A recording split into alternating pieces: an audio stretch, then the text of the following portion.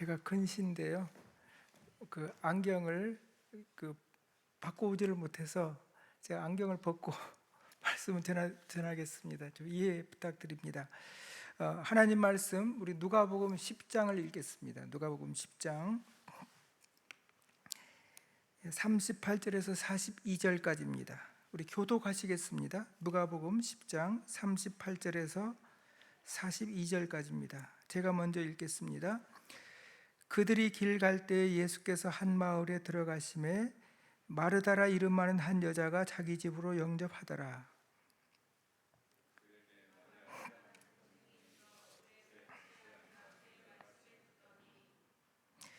마르다는 준비하는 일이 많아 마음이 분주한지라. 예수께 나아가 이르되 주여 내 동생이 나 혼자 일하게 두는 것을 생각하지 아니하시나이까. 그를 명하사 나를 도와주라 하소서.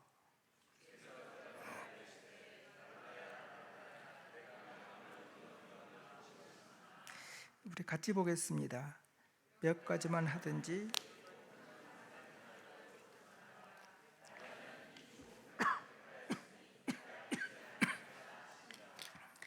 아멘. 네, 감사합니다. 어느 가난한 시골 마을에 신발을 수선하는 한 사람이 살고 있었습니다. 그 마을은 아주 가난한 시골 동네여서 마을 사람들 대부분이 한 켤레의 신발만을 갖고 있었습니다. 그렇기 때문에 동네 사람들은 낮에 일을 하다가 신발이 떨어지면 꼭 밤에 떨어진 신발을 수선해 달라고 가져왔습니다. 그러면 이 사람은 또 그날 밤에 그 신발을 수선해 주어야 합니다. 왜냐하면 사람들이 다음 날에 다시 그 신발을 신고 밭에 나가 일을 해야 하기 때문입니다. 이렇게 이 사람은 매일 밤마다 동네 사람들의 떨어진 신발을 수선해 줍니다. 이 사람의 일상은 거의 매일 밤늦게까지 일을 하고 아주 늦은 밤에서야, 또 어떤 때에는 새벽녘이 되어서야 잠자리에 들기도 했습니다. 그런데 이 사람은 아주 경건한 유대인입니다. 토라의 가르침에 의하면 유대인들은 아침 일찍 회당에 가서 아침 기도를 드려야 합니다. 그런데 이 사람은 밤새 일을 했기 때문에 아침에 회당에 나갈 수가 없었습니다. 그래서 고민이 생긴 겁니다. 아침에 회당에 나가서 기도를 하자니 어려운 사람들을 위해 구두 고쳐주는 일을 그만두어야 하겠고, 또 구두 수선하는 일을 계속하자니 아침에 회당에 가서 기도할 수 없는 겁니다. 그래서 고민하다가 결국 랍비를 찾아가서 영적 조언을 구하게 됩니다. 여러분, 만약 여러분들이 이 랍비라면, 또 여러분들이 이분의 또 선배라면, 여러분은 이 사람에게 어떻게 조언을 하시겠습니까? 또 여러분이 이 구두 수선하는 사람이라면 여러분은 그런 상황에서 어떻게 행동을 하시겠습니까? 오늘 우리가 읽은 본문에, 잠시 전에 읽은 본문에 마르다와 마리아라는 자매가 나옵니다. 성경에서뿐만 아니라 우리 교회에서 신앙생활 해오신 분들에게는 매우 친숙한 이름입니다. 마리아, 마르다. 마르다는 행동을 우선시하는 신앙인으로서 우리 역사적으로 이웃사랑 또는 헌신적 봉사를 하는 사람의 상징입니다. 반면에 마리아는 예수님과의 관계, 하나님과의 관계에 더 무게를 두는 신앙인으로 기도와 말씀을 우선시하는 신앙인, 관상의 삶을 사는 사람의 상징입니다.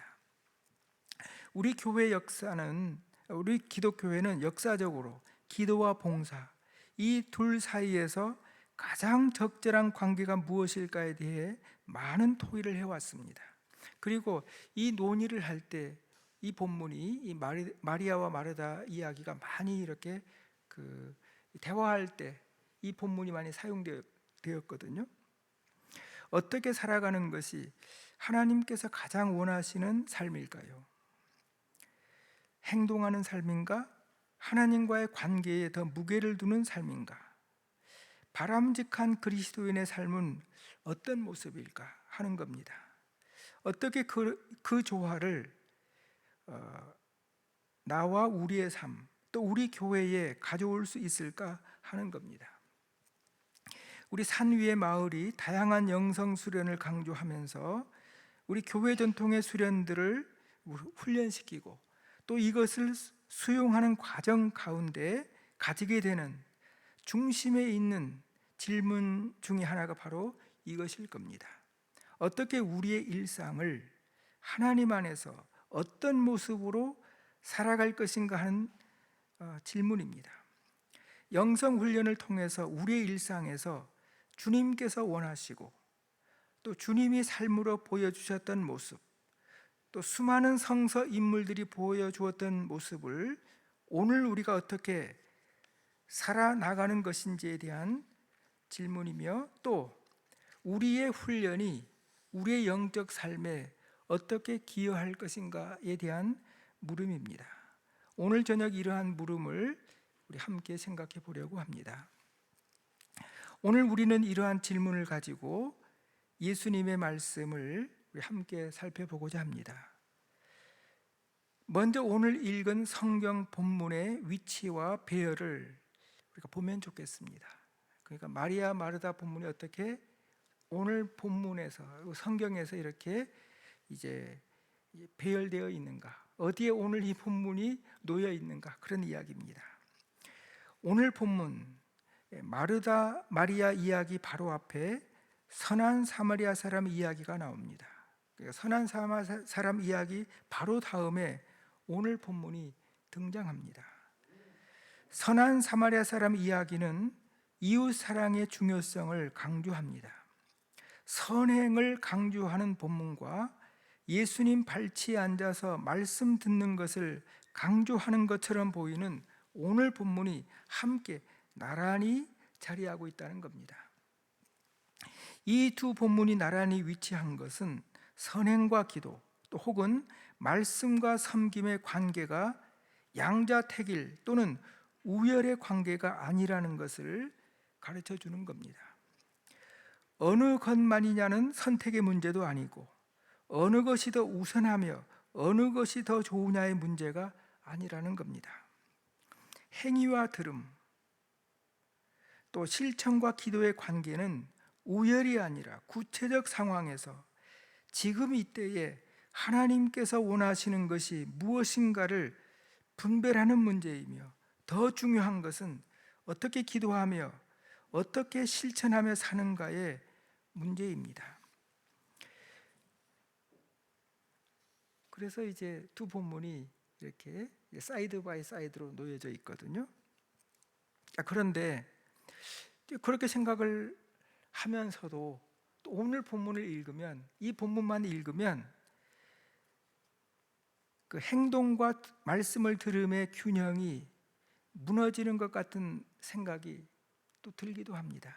왜냐하면 예수님께서 주님의 일행에게 음식을 대접하기 위해 많은 일을 하는 마르다보다 주님의 발치에 앉아 말씀 듣는 마리아를 지지해 주는 것처럼 오늘 본문이 읽혀지기 때문입니다.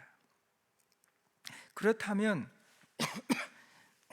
예수님의 진정한 의도는 어디에 있는 것일까요? 우리가 예수님의 의도를 제대로 이해하기 위해 성경을 통해 보이는 이 두 사람의 신앙을 우리가 들여다볼 필요가 있습니다. 마르다는 언제나 주님의 일에 앞장서는 사람입니다. 주님이 원하시는 일이라면 열정적인 또 사랑의 마음으로 주님을 섬기는 매우 자발적이고 헌신적인 제자입니다. 그리고 또 마르다는 자기 마음에 있는 것을 어렵지 않게 예수님께 표현할 줄도 아는 사람이기도 합니다. 오늘 본문에서도 마르다는 자기 마음에 있는 것을 어려워하지 않고 예수님과 나누고 있습니다. 이렇게 마음에 있는 어려움, 또 마음의 그 마리아에 대한 불편한 마음을 마르다가 주님께 드렸기 때문에, 말씀드렸기 때문에 마르다는 예수님으로부터 아주 소중한 영적 가르침을 들을 수 있게 된 겁니다. 올바른 기도의 자세입니다. 그 마음에 있는 것을 다 주님께 드리는 거죠. 드리고 마음에 있는 모든 것을 드리고 또 주님으로부터 들으면서 이제 고요해질 때까지 이야기를 하는 거거든요. 훌륭한 신앙인입니다. 이로 인해서 마르다는 자기의 삶을 근본적으로 바꾸어 줄 예수님의 말씀을 듣게 됩니다.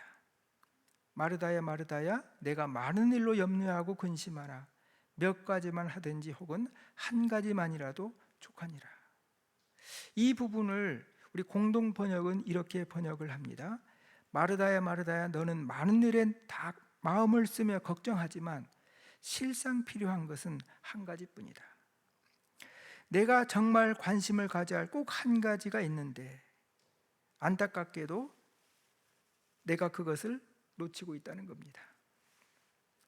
하나가 부족하다는 겁니다. 우리는 종종 사용하는 말 중에 2%가 부족하다는 이제 말을 우리가 종종 합니다. 2%가 부족하다는 것은 아주 조금 부족하다는 뜻입니다. 거의 100%에 가깝다는 뜻입니다. 아주 조금 부족한 거죠. 이처럼 2%는 아주 작은 차이를 뜻하지만 또 완전히 정반대의 의미로 사용되기도 합니다. 엄청난 차이를 나타내는 말로 2%가 사용되기도 합니다. 여러분, 이제 우리가 뭘 만들었는데 2%가 부족하다는 표현을 쓰잖아요. 이 2%는 아주 작아 보이지만 극복이 안 되는 결정적 차이를 말하는 것입니다. 지금 예수님께서 마르다에게 너에게 꼭 필요한 것이 한 가지가 있다. 한 가지만이라도 족하니라. 이렇게 말씀을 하시는데 사실 그 말은 내가 많은 일로 염려하고 분주하게 살아가지만 사실은 내가 결정적 한 가지, 내가 필요한 그 한 가지를 지금 놓치고 있다는 겁니다. 그 한 가지는 마르다에게 있어도 되고 없어도 되는 그런 종류의 하나가 아닙니다. 마르다가 힘쓰는 수많은 일들 중에 하나를 말하는 것도 아닙니다. 그것은 마르다의 모든 결핍을 결정적으로 채워줄 그 하나를 놓치고 있다는 겁니다. 마르다의 근본적인 문제는 많은 것이 부족한 것이 아니라 이 하나가 부족한 겁니다. 마르다는 사실 이 한 가지를 채우고자 동분서주하고 있는 것입니다. 낮에 물을 길러 나온 사마리아 여인의 결핍처럼 마르다의 마음 밑바닥에는 채워지지 않는 마음의 웅덩이가 있습니다. 마르다만이 아니죠. 우리 모두에게 있는 이 웅덩이는 세상의 모든 것을 채워도 채워지지 않는 웅덩이입니다. 시편 23편의 다윗은 여호와는 나의 목자시니 내게 부족함이 없다고 노래합니다. 다윗에게 왜 부족함이 없었겠습니까? 아마 왕이면 더 많이 필요할 겁니다. 혼자만의 삶이 아니잖아요. 훨씬 많이 필요했을 겁니다. 현실에서는 많은 어려움과 부족함이 있었을 겁니다. 그럼에도 불구하고 다윗은 원수의 목전에서 내게 상을 베푸시니 내 잔이 넘친다고 고백을 합니다. 넘칩니다. 흘러 넘칩니다. 부족함이 없습니다. 어떻게 그런 고백이 가능했을까요? 그래서 예수님께서 마르다에게도 말씀하는 겁니다. 마르다야 마르다야, 너는 많은 일에 다 마음을 쓰며 걱정하지만 실상 필요한 것은 한 가지뿐이다. 마리아는 참 좋은 몫을 택했다. 그것을 이제 빼앗겨서는 안 된다. 여러분, 마리아가 선택한 거, 누구도 마리아에게서 뺏을 수 없는 그 한 가지, 마리아에게 있는 그 한 가지, 그게 무엇이었겠습니까? 우리가 본문을 묵상할 때 어렵지 않게 짐작할 수 있습니다. 지금 마리아는 주님 앞에 앉아 주님의 말씀을 듣고 있습니다. 그리고 마리아는 주님을 위해 음식을 준비하고 있습니다. 여러분, 누구의 행동이 나아 보입니까? 오늘 설교에 처음으로 돌아가 보면, 행동만으로 보면, 말씀을 듣는 일과 음식을 이렇게 준비하는 일, 이 두 가지 그 행동만으로 보면, 오늘 설교에 처음으로 돌아가 보면 둘 다 좋은 일입니다. 두 사람이 하는 두 일 모두 아름다운 일입니다.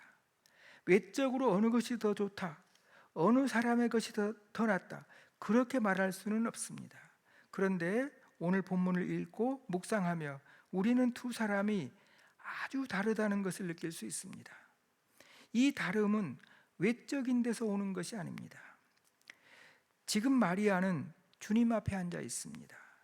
마리아의 시선은 주님을 향하고 있습니다. 이것은 마리아가 진실로 주님을 향하고 있다는 것을 말씀합니다. 마리아의 마음이 오롯이 주님을 향하고 있습니다. 그 무지의 구름이라는 책에 보면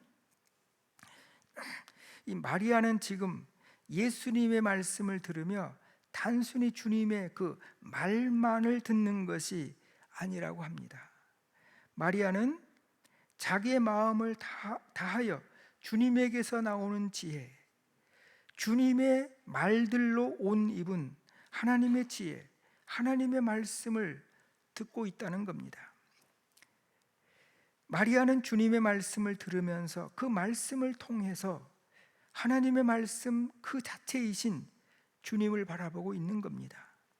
주님이 어떤 분이신지를 알아가고 있다는 겁니다. 말씀을 듣고 그분을 만나며 주님이 어떤 분이신지를 알아가는 거죠. 그 들음과 교제 안에서 마리아는 주님이 어떤 분이시고 또 주님이 무엇을 원하시는지, 주님의 마음과 뜻을 헤아리며 주님을 깊게 알아듣고 주님과 하나가 되는 자리, 또 하나가 되는 관계로 이제 자라가는 겁니다. 이렇게 주님과 교제하면서 마리아는 주님의 뜻과 사랑을 마음에 새기고, 또 마음에 새겨지고, 그 말이 맞겠죠. 마음에 새겨지고 주님이 원하는 삶을 살기를 다짐하면서 자기를 사랑으로 드리는 주님의 제자로 견고하게 세워져 갑니다. 마리아가 주님 앞에 앉아 주님의 말씀을 듣고 주님과 교제하는 가운데 놀라운 일이 마리아 안에서 벌어지고 있습니다. 그것은 마리아의 존재가 근본적으로 바뀌고 있다는 겁니다. 마리아의 존재가, 또 마리아가 완전히 깨어지고 있다는 사실입니다.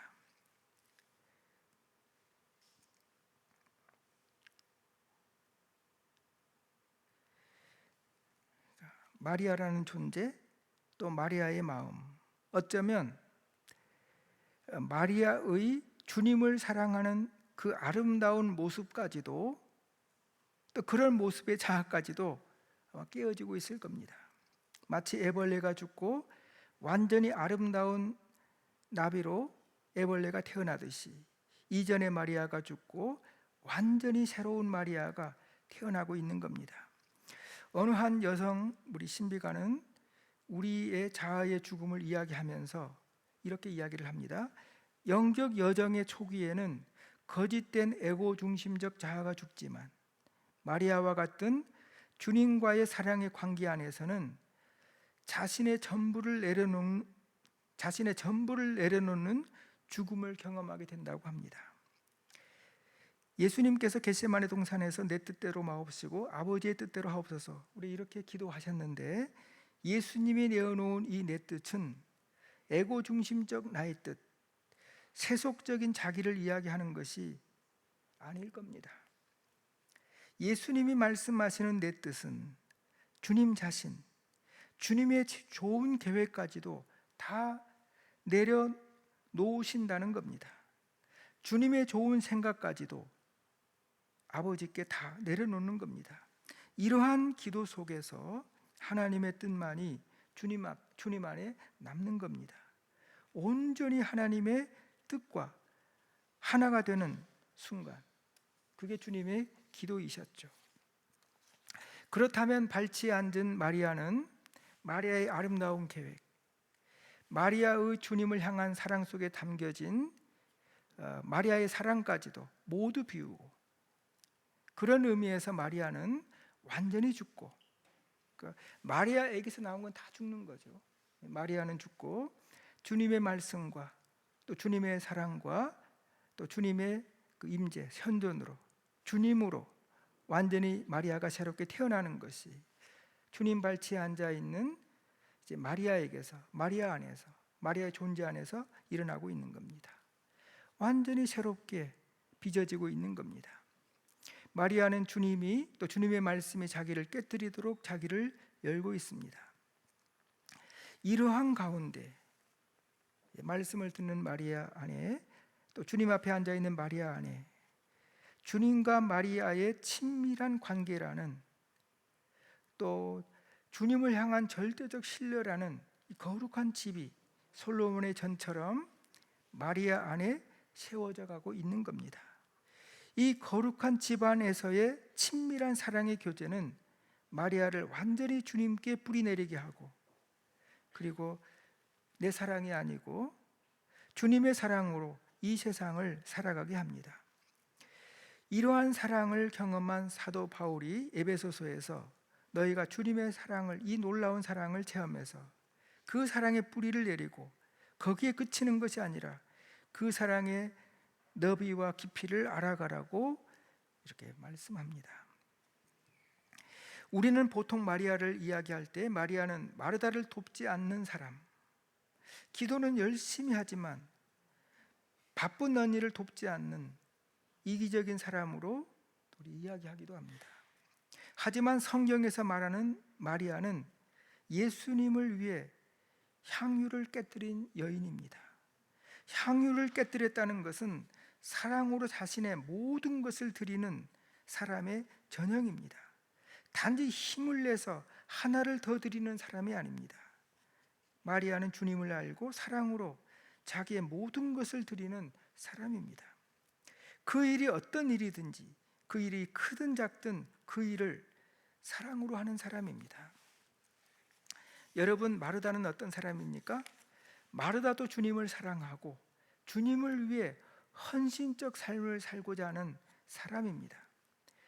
헌신적인 섬김의 삶을 사는 좋은 신앙인입니다. 그런데 하나가 부족하다는 게 뭘까요? 마르다는 주님의 깊은 마음을 충분히 헤아리지 못하고 있는 겁니다. 사랑과 열심이 있는 제자인데 주님을 잘 모르는 것입니다. 우리가 살면서 가까운 관계 안에서 당신은 나를 잘 모른다고 할 때 그 말을 듣는 것이 얼마나 힘들고 난감합니까? 그렇잖아요. 모른다고 이야기를 하는데 얼마나 힘들어요. 지금 예수님은 예루살렘으로 올라가는 길입니다. 사람들은 전혀 모르지만 예수님께서는 당신이 예루살렘으로 올라가면 어떤 일이 벌어질지 잘 알고 있습니다. 위대한 사건이지만 개인적으로 정말 무섭고 끔찍한 일이 벌어질 것을 주님은 알고 있습니다. 그럼에도 불구하고 예루살렘으로 향하는 길에 마리아 마르다 나사로의 집을 방문한 것입니다. 최근에 이제 여러분이 이제 순환 묵상을 하셨다 그랬는데 주님의 생애를 쭉 이렇게 우리가 따라가면서 묵상을 하다 보면 주님이 상당히 이제 그 위기가 올 것을 아시고도 확실하게 예루살렘을 향해서 걸어 올라가시잖아요. 사실은요. 그걸 보면 그 주님의 마지막 여정을 이렇게 하나하나 보면서 올라가면 주님이 이제 어떻게 이 여정을, 이 힘든 여정을 이제 걸어 올라가시는지, 또 어떤 마음으로 올라가셨을지를 우리가 이렇게 생각을 해보게 되는데요.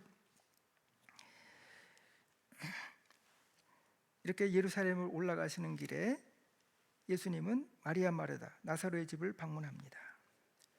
마리아 마르다의 집은 베드로의 가정처럼 주님이 참 좋아하는 가정입니다. 예수님이 언제든지 편안히 머무를 수 있는 가정입니다. 예수님이 예루살렘에 오시면 주님이 찾아가고 싶어하는 곳, 언제든지 예수님을 따뜻하게 맞아주는 곳, 그곳이 바로 마리아 마르다의 가정입니다. 그런데 우리 주님이 십자가 지는 것을 앞두시고 이 마리아 마르다 집을 방문하셨는데 죽음을 앞두신 우리 주님에게 필요한 것이 무엇이었을까요? 여러분, 겟세마니에서도 제자들과 함께 올라가셔서 기도하실 때 제자들에게 부탁하신 거 있으셨잖아요. 주님이 그때 어떤 마음이셨을지를 우리가 이렇게 상상해 볼 수가 있잖아요.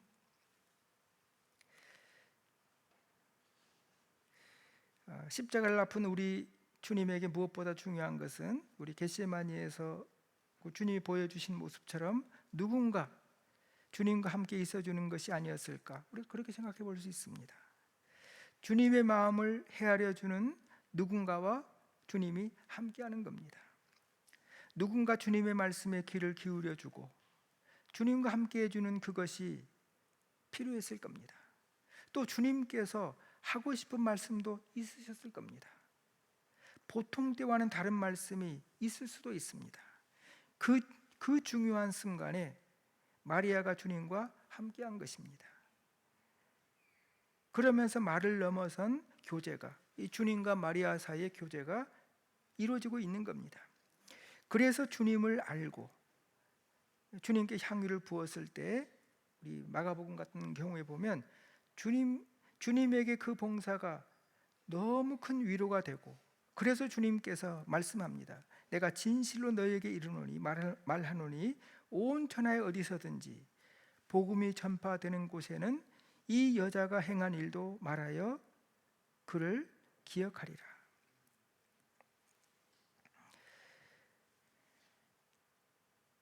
얼마나 주님에게 위로가 되셨겠어요.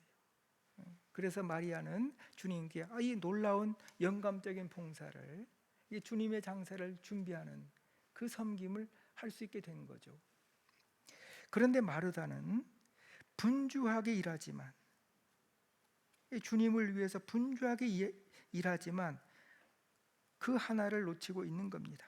뜨거운 열정과 열심은 있으나 이 순간 왜 주님께서 우리 집에 오셨는지, 또 주님이 어떤 마음이신지, 왜 지금 주님께서 예루살렘으로 올라가시는지,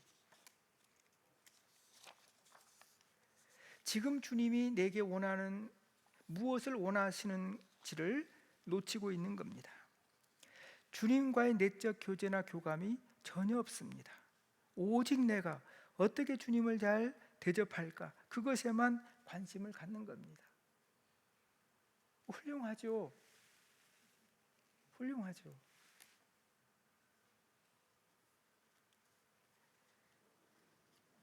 여러분, 우리의 기도와 묵상이 무엇인가요?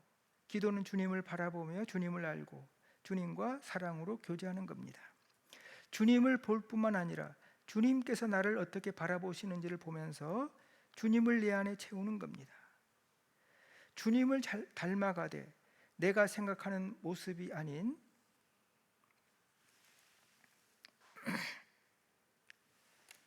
이제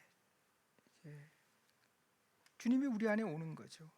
그리고 내 판단으로 주님을 따르는 것이 아니라 교제하며 사랑으로 주님의 길을 선택하며, 또 주님께서 걸으신 것처럼, 주님께서 우리 성부 하나님과 교제하며 당신의 길을 걸으신 것처럼 우리도 이제 주님과 교제하며 사랑으로 주님을 따르고자 하는 것이 또 주님으로 채우고자 하는 것이 기도인 겁니다.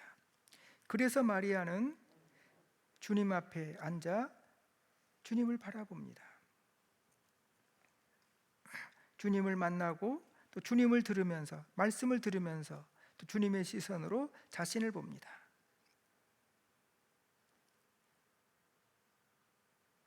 그런데 마르다는 주님의 마음을 놓치고 맙니다. 마르다는 주님의 마음이 아니라 자기 자신에게만 사로잡혀 있는 겁니다. 내가 어떻게 주님을 섬기고 주님을 잘 대접할 것인가, 자신의 분주함과 또 자기 나름대로 주님을 섬기는 생각에만 빠져 있는 겁니다. 우리가 이런 마음으로 산다면, 우리가 힘써 섬긴다 해도 어떻게 나 자신을 온전히 내어드릴 수 있을까요? 우리가 우리 힘으로 우리 자신을 어떻게 다 드릴 수 있을까요? 어떻게 나를 깨어서 그리스도의 향내가 나는 삶을 우리가 살아갈 수 있을까요? 우리 모두는 우리 자신을 온전히 주님께 내어드리는 삶을 살고 싶은 간절한 마음의 소원들이 있습니다.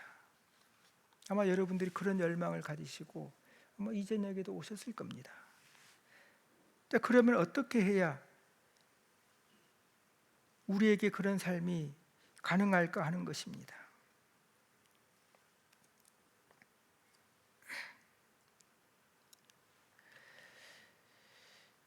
오늘 본문을 묵상할 때 저는 우리 모두가 어느 면에서 다 마리아와 같은 존재들이 아닐까 하는 생각을 해봅니다.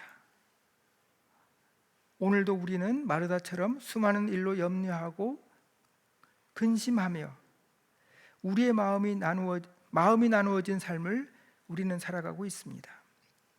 그런 삶 속에서 주님 말씀처럼 정말로 필요한 것을 놓치며 살아가는 저희들은 아닐까요?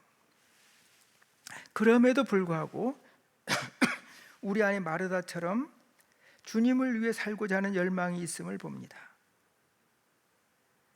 우리도 주님을 열렬히 찾고 섬기고자 하는 열망을 가진 영혼들입니다.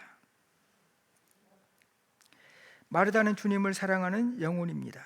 완벽하지 않지만 진심으로 주님을 사랑하는 영혼입니다. 그런 마르다였기에 주님께서 사랑으로 주님을 사랑하는 마르다가 새로운 차원의 삶으로 나아갈 수 있도록 오늘 본문에서 결정적인 말씀을 주십니다. 사실 오늘 본문의 대부분의 이야기는 예수님과 마르다의 대화예요. 그리고 결정적인 말씀이 마르다에게 주어지거든요. 이 말씀을 들은 마르다의 삶이 어떠했을까요?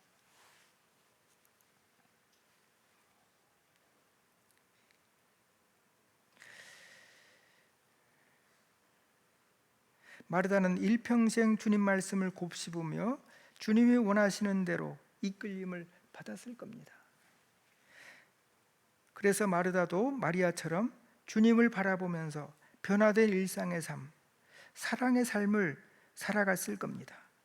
무엇이 진정으로 소중한지를 깨닫고 그것을 선택하는 삶을 살아갔을 겁니다.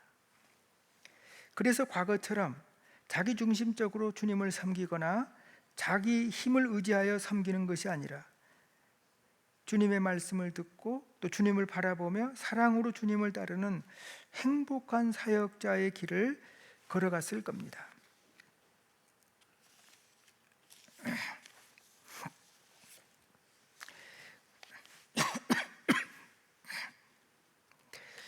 이제 좀 전에 우리 김 목사님께서 이제 수도원 형성에 대한 이야기를 하셨는데요. 이제 20세기 가장 대표적인 영성가가 이제 타마스 머튼이라는 분, 그 다음에 이제 헨리 나우엔이라는 분이 계셨거든요. 이제 머튼은 이제 24살에 그 영문학 교수가 되고 이제 26살에 이제 교수직을 버리고 이제 수도자가 되신 분이신데요. 그래서 수도원에 들어가기 전에 할렘에서 이제 봉사하는 삶을 살아갈까 이제 기도하는 가운데 침묵 속에서 이제 그 부르심이 이제 하나님을 향한 그 하나님의 부르심이 침묵 속에서 이제 하나님을 찾는 삶 삶으로 나아가게 됩니다. 이제 반면에 이제 나우에는, 그래서 머튼 같은 경우는 수도자가 되고 수도원에서도 이제 은수자가 돼서 계속해서 이제 침묵 속으로 들어가신 분이시거든요. 반면에 나우엔이라는 분은 예일 대학과 하버드 대학을 거쳐서 장애인 공동체의 사역자가 됩니다.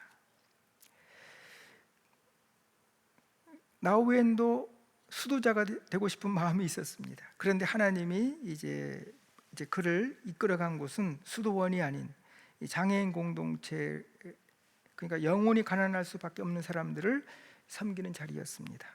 그런데 이 헨리 나우엔과 나우엔을 아주 잘 알던 분이 계셨어요. 두 사람을 개인적으로. 이제 잔 유데스 벤버거라는 이제 분이신데, 이분은 이제 머튼의 제자였고 원래 이제 정신과 의사이셨는데 이제 프랙티스를 하지 않고 수도자가 되신 분이시거든요. 그래서 이제 겟세만이라는 곳에 들어가서 이제 머튼의 제자가 된 거죠.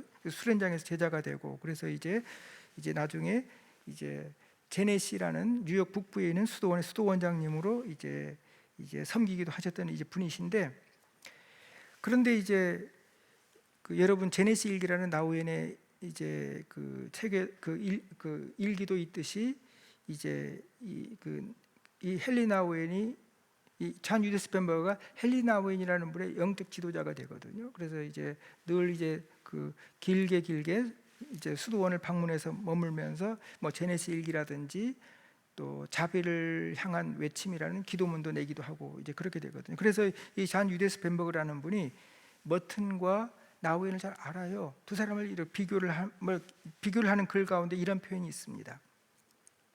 이제 머튼은 수도자가 되어서도 홀로 이렇게 이제 수도원도 공동체잖아요. 공동체로 생활을 하는데 뭐든 수도원에서도 나중에 은수자가 되거든요. 그게 뭐 홀로 이렇게 살아가는 삶이죠. 홀로 살아가게 되지만 이 머튼이 끝까지 붙든 것은 세상에 대한 관심이었답니다. 그러니까 세상의 문제를 가지고 씨름을 하거든요. 그래서 머튼은 이 관상적인 사회평가거든요. 그러니까 세상의 문제를 이제 이 주님의 시각으로 세상을 보면서 이렇게 외쳤던 예언자이셨거든요. 그러니까 세상을 붙들고 그러니까 수도원에 들어가면 세상을 붙들고 살아가거든요. 머튼 같은 경우. 그런데 이제 반면에 나우엔의 부르심은 본인은 이렇게 좀 수도자처럼 살아가고 싶은데 하나님은 계속해서 그를 사람들 속으로 이렇게 이제 이끌어가는 거예요. 그리고 나중에는 이 데이브레이크라는 장애인 공동체가 이제 이분의 집이 되죠. 집이 돼서 집에 뿌리를 내리고 자유롭게 나는 영혼이 되거든요. 그러니까 이제 자유로운 영혼이 되거든요. 이제 그곳을 그러니까 사람들 속에서 살아가신 거죠. 이제 그러면서 이제 이 두 사람을 비교를 하는데, 이제 머튼은 그 수도자로 걸어가지만 세상을 붙들게 하고, 나우엔 같은 경우에는 이제 활동 사제로 이제 사람들 속에 이제 살아가지만, 이제 나우엔이 깨달은 건 뭐냐면 이 수도원적 영성의 중요성이었거든요. 그래서 이제 이 수련을 하면서 이제 그 세상에서 이렇게 긍휼의 삶을 이제 살아가게 된 그러니까 이 수도원적인 영성을, 이 수련의 중요성을 이제 강조한 것이 이제 나우엔의 삶이었고, 이 두 사람을 이렇게 우리가 이제 비교해서 이야기하기도 합니다. 그래서 이제 나우엔 같은 경우에는 이제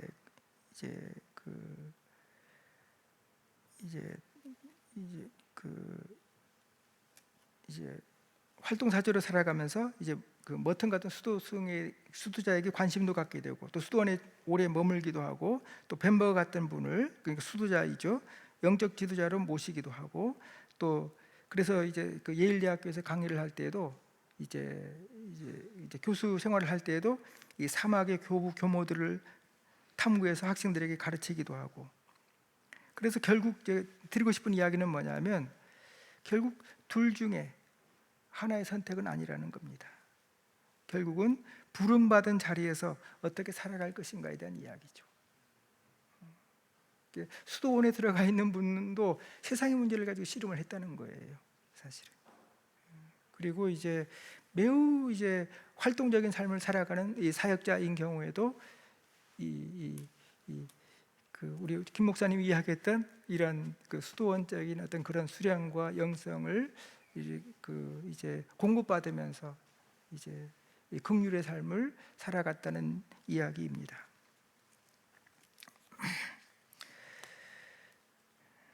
우리 성도 여러분, 오늘 이제 마무리를 하면서 우리 주님의 말씀을 우리 기억하면 좋겠습니다. 마리아가 어떤 삶을 살아갔고 마르다는 주님의 이 말씀을 듣고 어떻게 살아갔을 것인가를 한번 우리 생각해 보십시다.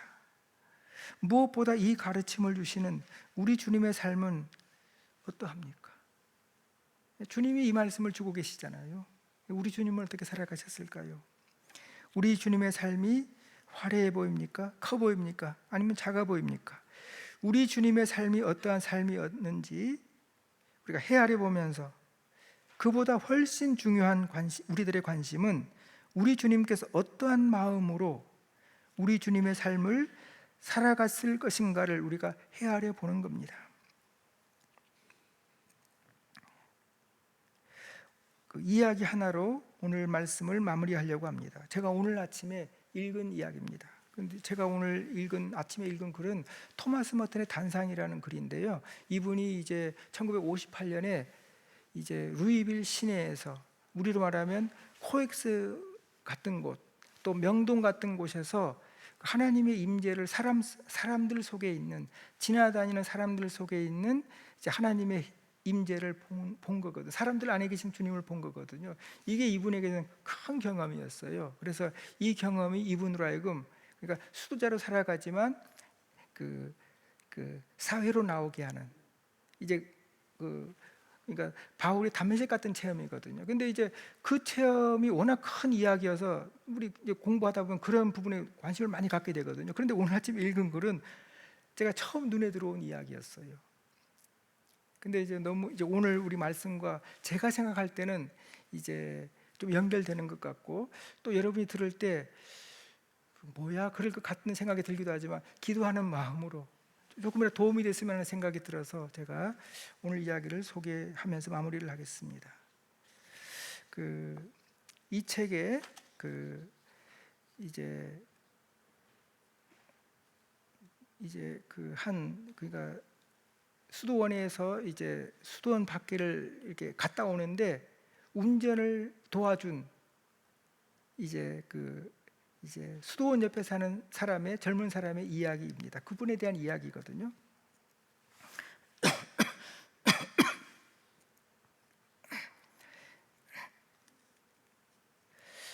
이분은 이제 수도원 옆에 살면서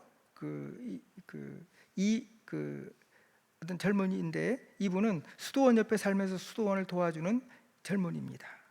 그래서 이제 머튼을 이제 루이빌 시내로 데려다주고, 그래서 머튼이 인쇄소에서 수도원 일을 하는 사이에, 요즘은 컴퓨터가 있지만 예전에는 60년대에는 그렇지를 못했잖아요. 50년대, 60년대에는. 그래서 이제 데려다주고 이렇게 이제 일 보는 사이에 이분이 미국 루이빌에 있는 시내에 있는 이제 그 친척을 만난 겁니다. 친척을 만나고 나니 이 젊은이가 굉장히 아마 즐거움으로, 이 유쾌함으로 가득 채워진 것 같습니다. 그래서 수도원으로 돌아오는 길에 이 젊은이는 아침보다 훨씬 더 수다스러워지고 생기가 넘쳐서 신나게 운전을 합니다. 그래서 이제 앞차를 들이받기 전에 브레이크를 밟기도 하고, 또 붉은 신호등을 나는 듯이 지나치기도 합니다.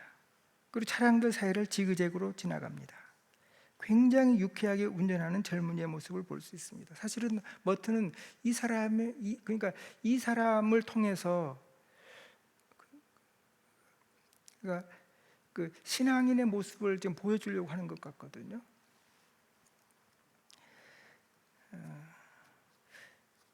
이분이 그러니까 머튼이 지금 좋게 이야기를 하려고 하는 거잖아요.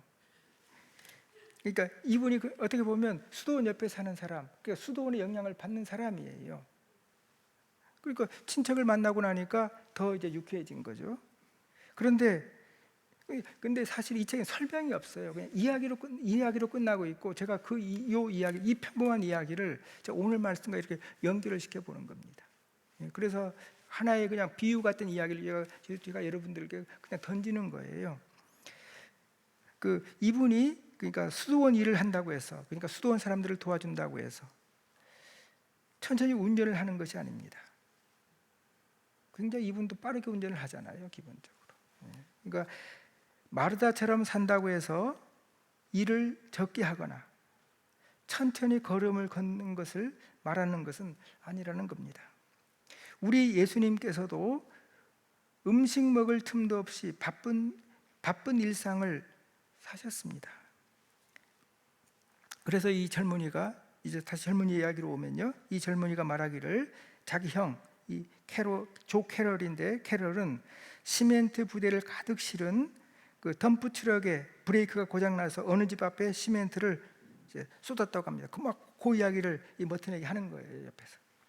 다치지는 않았지만 온몸이 시멘트로 뒤덮였습니다. 이 시멘트 더미 속에 앉아있던 이 조 형의 모습을 보고 형의 부인이 이렇게 말합니다. 그래서 머튼이 이제 이 젊은이가 몇 번 오면서 그걸 반복했기 때문에 기억을 하고 그 글을 쓰고 있거든요. 이렇게 젊은이가, 그러니까 이 형수가 이렇게 노래를 불렀는가 봐요. 형을 보면서, 남편을 보면서. 그는 휘바람을 불려고 했지만 휘바람을 불 수 없었다. 그는 노래를 하려고 했지만 노래를 할 수 없었다. 그는 말을 하려고 했지만 말을 할 수 없었다. 그는 아무것도 할 수 없었고, 그는 온몸에 시멘트를 뒤집어 쓰고 있는, 이제 그 단어, 제가 쓴 한 단어가 요즘엔 쓸 수 없는 단어여가지고 60년 통했던 단어이지만 제가 약간 표현을 바꿨습니다. 시멘트 색깔 아저씨 같았다. 이 노래와 함께 운전을 하며, 이 이보는 운전을 하면서 또 이 젊은이가 계속 또 그런 이야기도 하는 거예요. 그러니까 형수 노래, 그 노래도 계속 이렇게 몇 번 반복하고, 또 이제 이제 어느 뉴헤이븐에 있는 어느 이제 사제는, 신부는 이제 그 이름이 캐틀 핑거인데 말을 하는 거예요. 캐틀 핑거 신부님은 들판에서 일을 할 때, 그러니까 들판에서 일할 때 마치 뱀을 죽이는 것처럼 일을 해요. 신부가 어떤 모습이라는 걸 이야기를 하는 거예요. 그러니까 얼마나 그 뱀을 죽이려는 사람이 어떻게 뱀을 죽이겠어요? 그러니까 얼마나 그 전투적으로 하루하루를 사는지를 묘사한 겁니다. 그리고 골프장을 지나가면서 두고 보세요. 또 이렇게도 이야기를 합니다. 오늘 밤 우리가 다시 돌아올 때도 저들은 저기에 있을 거예요. 근데 정말로 이 머튼과 이보가 차를 타고 돌아올 때 아직도 골프를 치고 있었답니다. 이제 그 말을 하면서 이 머튼에게 이 이보가 어때요? 내 말이 맞지요? 그럼 이제 그 말을 이렇게 했고, 또 머튼은 그날의 글에 그 자신의 수도 원장님께서도 길이 열고 안개 낀 날 자동차가 길에서 미끄러져 그 근처에 샛강에 빠진 것도 언급을 합니다. 그냥 수도 원장님도 바쁘신 거죠. 너무 바쁜 거죠. 뭘 이야기를 하려고 하는 걸까? 아마도 이 말은, 그러니까 이 형수라는 분이 어떻게 보면 깨달음을 얻은 사람인 거예요, 사실은. 그러니까 그 바쁘게 사는 남편을 보면서 이제 그 노래를 불렀는데, 이제 또 이 젊은이도 그걸 알아듣고 다시 이걸 머튼에게도 이야기를 하는 거거든요. 아마도 이 말은 열심히 일을 하면 휘바람, 노래를 부르는 인생이어야 하는데 무기력하게 아무것도 할 수 없고 오히려 시멘트 먼지를 뒤집어 쓴, 저는 이 시멘트는 그 인생의 집을 세우려는 도구잖아요. 그런데 그 먼지를 뒤집어 쓴, 오히려 우리를 뒤덮는 먼지로 느껴지기도 합니다. 이러한 삶의 경험 속에서 인생을 어떻게 살아야 함을 깨달은 이 형수와 그 형수의 노래를 듣고 이제 이 젊은이가 이제 말을 하는 것을 이제 이 머튼이 단상에 적고 있습니다.